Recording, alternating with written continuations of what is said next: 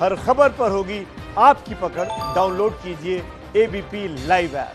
तो पलायन पर और सरकार जिस तरीके से लोगों की मदद कर रही है उस पर राजनीति गर्म है। राहुल गांधी ने सरकार पर निशाना साधा था, जिसका बीजेपी जवाब दे रही है। चौथी बात, बुजुर्गों की रक्षा करना, जो एल्डरली लोग हैं उनकी रक्षा होनी चाहिए। और आखिरी बात जो उन्होंने कहा है कि बड़े ध्यान के साथ, बहुत सतर्कता के साथ ये जो लॉकडाउन हुआ है, जिसके विषय में उन्होंने बहुत सारे संशय भी रखे कि पता नहीं ये लॉकडाउन ठीक हुआ कि नहीं हुआ, इस लॉकडाउन को ध्यान के साथ अनलॉक करना या भविष्य की रणनीति को तय करना, इन पांचों विषय पर हम लोग इंटरैक्ट करना चाहेंगे आपसे और विषय को रखना चाहेंगे। नंबर एक, जहां तक राहुल जी का ये बार बार कहना है और कई बार उन्होंने रिपीट किया कि भारतीय जनता के हाथ में पैसा भेजना चाहिए, ये जो पैसा है ये गरीबों के हाथ में जाना चाहिए। मैं बड़े सम्मान के साथ राहुल जी को कहना चाहूँगा कि राहुल जी, जो काम 70 वर्षों में कांग्रेस पार्टी से नहीं हो पाया, वह काम मात्र 6 वर्षों में मोदी जी ने करके दिखाया है। याद कीजिए, आपके पूज्य पिताश्री, भारत के पूर्व प्रधानमंत्री श्री राजीव गांधी जी कहते थे कि मैं केंद्र से 100 पैसे भेजता हूँ, 1 रुपया भेजता हूँ, मगर जो गरीब के हाथ तक पहुँचती है वो मात्र 15 पैसे होते हैं, बाकी 85 पैसे रास्ते में बिचौलियों के कारण गुम हो जाता है। जो ब्रोकर्स होते हैं, जो दलाल होते हैं, वो रास्ते में कहीं न कहीं पैसा मार जाते थे। आज बड़े ही खुशी से हम कह सकते हैं कि जो जैम ट्रिनिटी, जो प्रधानमंत्री नरेंद्र मोदी 2014 में एक रिफॉर्म के रूप में लेकर आए, जिसके माध्यम से डीबीटी स्थापित हुआ, डायरेक्ट बेनिफिट ट्रांसफर स्थापित हुआ, करोड़ों लोगों के खाते तक पैसा पहुंचा है। आश्चर्य की बात है और ये खुशी की भी बात है कि जो लोग वर्षों तक आधार के खिलाफ और जाम ट्रिनिटी के खिलाफ बोलते थे, जनधन अकाउंट और मोबाइल के खिलाफ बोलते थे, आधार और मोबाइल के खिलाफ, आज वो लोग डायरेक्ट बेनिफिट ट्रांसफर और जाम के पक्ष में बोल रहे हैं। ये अपने आप में एक अच्छी बात है। It's a welcome change. मैं आपको बताना चाहूँगा राहुल जी कि किस प्रकार पैसा वाकई लोगों के हाथ तक पहुँचा है। देखिए, महिला जनधन खाता धारक पहले किस्त में 20.05 करोड़ महिलाओं तक 10,025 करोड़ 10,025 करोड़ रुपीस ये डायरेक्टली महिलाओं के खाता तक पहुंचा है। और दूसरी किस्त में लगभग 6 करोड़ महिलाओं के खाते में 27,085 करोड़ रुपए 27,785 crore rupees this has gone to their account in the second installment। ठीक उसी प्रकार वृद्ध, विधवा और दिव्यांगों को और वरिष्ठ नागरिकों की भी चिंता की गई है और जो लाभार्थियों की संख्या है वो लगभग 3 करोड़ की है और 1405 करोड़ रुपए वृद्ध, विधवा, दिव्यांग और वरिष्ठ नागरिकों के खातों तक पहुंचा है। किसानों और पीएम किसान योजना के तहत जो पहली किस्त गई है उसमें लगभग 8.19 करोड़ किसान लाभार्थी रहे हैं और 16,394 करोड़ रुपया उनके अकाउंट में गया है। 16,394 crore rupees has gone into the account of approximately 8.19 crore kisan, that is farmers, to the PM Kisan Yojana during the lockdown phase। निर्माण श्रमिकों के लिए लगभग 3,493 करोड़ रुपीस उनके अकाउंट में डायरेक्टली गया है और लगभग 2.5 करोड़ ऐसे निर्माण श्रमिक हैं जिनको इससे बेनिफिट मिला है। ईपीएफओ में भी जो 24% का योगदान रहा है वो 45 लाख लोगों तक पहली किस्त में गया था, जिसमें लगभग 700 करोड़ रुपए उनके अकाउंट में, उनके हाथ में डायरेक्टली गया है। तो कुल मिला के जो ये कुछ दिनों पहले सरकार ने रिलीज किया था, आप उसमें देख सकते हैं कि लगभग 39.28 करोड़ लोगों के खाते में 34,800 करोड़ रुपीस ये जा चुका है। इसके बाद भी और पैसे गए हैं। भारत सरकार यथाशीघ्र इसको भी अपडेट करेगी। तो एक वेलकम चेंज, एक स्वागत योग्य कदम जो भारत की सरकार ने मोदी जी के प्रधानमंत्री बनने के बाद जो हमने देखा है, वह खाता धारकों तक, गरीब जनता तक, उनके जेब तक किस प्रकार डायरेक्टली पैसा जाता है, यह मोदी जी की सरकार ने करके दिखाया है। और इस त्रासदी के काल में, इस संक्रमण काल में सभी के हाथ में, जो गरीब है उसके हाथ में पैसा पहुंचा है, उसके हाथ में 3 सिलेंडर पहुंचा है, लगभग 40 करोड़ से अधिक जनता तक 3 महीने की राशन, और अब जो नई अनाउंसमेंट हुई है उसके अंतर्गत 2 महीने की राशन भी पहुंच रही है। One nation one ration card, इस विषय पर कल निर्मला सीतारमण जी ने हम सबको संबोधित भी किया था। चाहे रेशन हो चाहे पैसा हो, ये बिल्कुल डायरेक्टली लोगों के हाथ तक पहुंच रहा है, गरीब जनता के हाथ तक पहुंच रहा है। तो राहुल जी, इस विषय में आपको पता लगाना चाहिए। दूसरी बात, देखिए, आपको समझना होगा, जब भी कोई त्रासदी होती है तो उसका अगर एक भविष्य में प्रिपरेशन करना होता है तो 2 पक्षों को रखना है। The immediate address of the crisis, वर्तमान में जो क्राइसिस है उसको अभी के अभी एड्रेस करना, और भविष्य के लिए प्रिपरेशन रखना। आप देखिए, मोदी जी की सरकार ने गरीबों के हाथ में पैसा पहुंचा करके उनके खाने की, उनकी दवा की, उनकी सारी पीएम आयुष्मान योजना के माध्यम से उनकी दवा की, इन सारे विषयों की चिंता तत्काल में किया।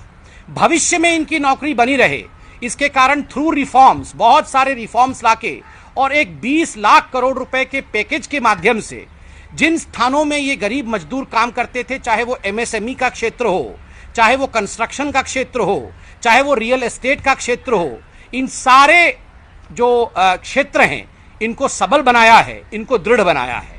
Because of this 20 lakh package that we are discussing about almost every day, 4 o'clock Nirmala ji would be addressing the media yet again। तो ये एक बहुत वृहद प्लान है मोदी जी का, दूरदर्शिता के साथ, वर्तमान में भी एड्रेस करता है प्रॉब्लम को, और भविष्य में भी ये तूफान ना आ सके, इसके लिए तूफान को रोकने की पूरी प्रबंध मोदी जी की सरकार ने की है। जहां तक डिमांड बढ़ाने की बात है, डिमांड कैसे बढ़ता है?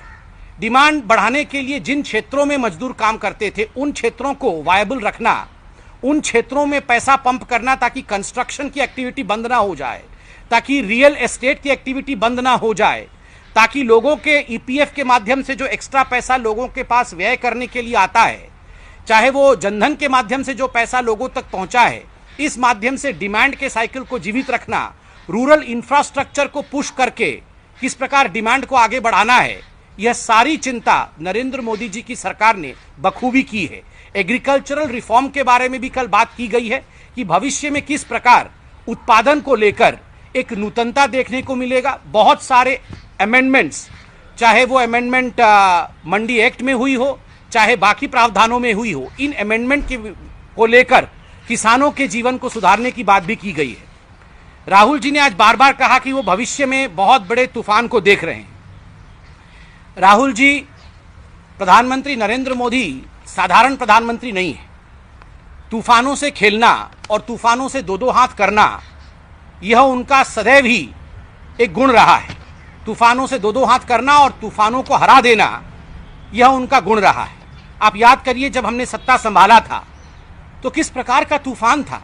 वो तो सुनामी था। वो सुनामी था भ्रष्टाचार का, वो सुनामी था पॉलिसी पैरालिसिस की। इतने बड़े सुनामी से एक बहुत कम समय के अंदर नरेंद्र मोदी जी ने जिस प्रकार भारत की जनता को उबार के निकाला, वो अपने आप में ऐतिहासिक था। तो सुनामी से लड़ना, जो भ्रष्टाचार से निपट पाए हम, पॉलिसी पैरालिसिस से निपट पाए हम, कोरोना से भी हम सक्सेसफुली निपट पाएंगे। आज राहुल गांधी कह रहे थे कि कार्बोरेटर में फ्यूल नहीं जाता है तो गाड़ी नहीं चलती है।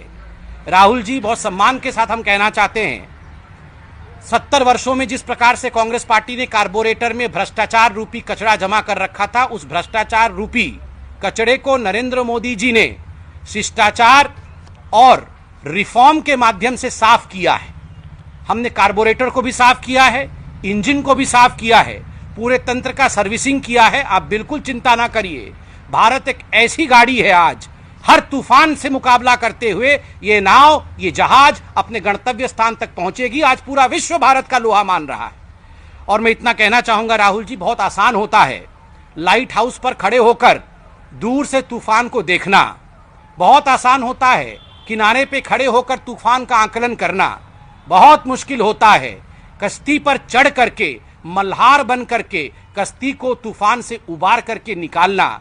और यह काम बखूबी नरेंद्र मोदी जी ने पहले भी किया है। और आप निश्चिंत रहिए, तूफान से भारत को कैसे निकाल के लाया जाता है और इस पूरे आपदा को अपॉर्चुनिटी में कैसे बदला जाता है, राहुल जी आप यह भी समय रहते देखेंगे। अंत में राहुल जी ने लॉकडाउन को एक सही तरीके से खोलने की बात कही, बुजुर्गों को केयर करने की बात कही। ये तो जब 9 पदी, आपको याद होगा नवरात्र के समय जो 9 रूल्स दिए थे नरेंद्र मोदी जी ने, उसमें कहा था कि हमें अपने बुजुर्ग और जो वनरेबल हैं उनके विषय में चिंता करनी है। कभी भी उनको अकेले नहीं छोड़ना है बाहर, कभी भी उनको बाहर जाने से हमें प्रोत्साहित नहीं करना है। ये सारी चीजें हम सबको करना है। ये केवल सरकार का विषय नहीं है, कानून बना के सरकार तो कर ही रही है लॉकडाउन के माध्यम से, हम सबको व्यक्तिगत रूप से भी चिंता करना है। और राहुल जी, मैं आपसे रिक्वेस्ट करता हूं कि आप एक बार फोन उठा के महाराष्ट्र की सरकार को भी इस विषय में अवगत कराएं। जो दृश्य आज महाराष्ट्र में देखने को मिल रहे हैं वो भयावह है। हम भी राजनीति करना नहीं चाहते। आज लगभग 40% केसेस जो रोज रिपोर्ट हो रहे हैं वो महाराष्ट्र से आ रहे हैं। आज 103 लोगों की मृत्यु हुई है कोरोना के कारण, दुर्भाग्यपूर्ण है, टीवी में देख रहा था। और लगभग 50 लोगों की मृत्यु महाराष्ट्र में हुई है। लगभग 50% की कंट्रीब्यूशन महाराष्ट्र से हो रहा है। इसलिए महाराष्ट्र में बुजुर्गों की चिंता कैसी हो, महाराष्ट्र में जो लंग्स के पेशेंट है, राहुल गांधी जी ने लंग्स के पेशेंट के बारे में, जो कोमॉर्बिड कंडीशन है जिनकी, उनके बारे में चिंता की, उन पेशेंट्स की चिंता कैसे हो, जो डायबिटिक है उनकी चिंता कैसी हो। एक बार जरा फोन उठा करके महाराष्ट्र के सरकार, क्योंकि उनकी सरकार है, वहां भी बात करें राहुल जी।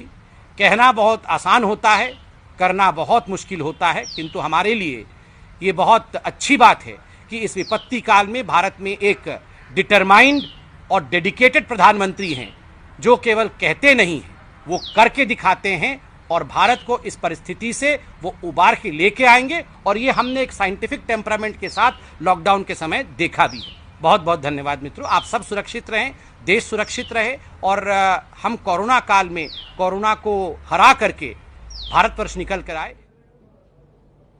तो राहुल गांधी ने दरअसल बड़ा आरोप लगाया था सरकार पर कि लोगों को कर्ज ना दे सरकार, बल्कि पैसे देकर उनकी मदद करे। तो संबित पात्रा ने विस्तार से जानकारी दी कि सरकार की तरफ से किस किस मद में अब तक पैसे दिए गए हैं।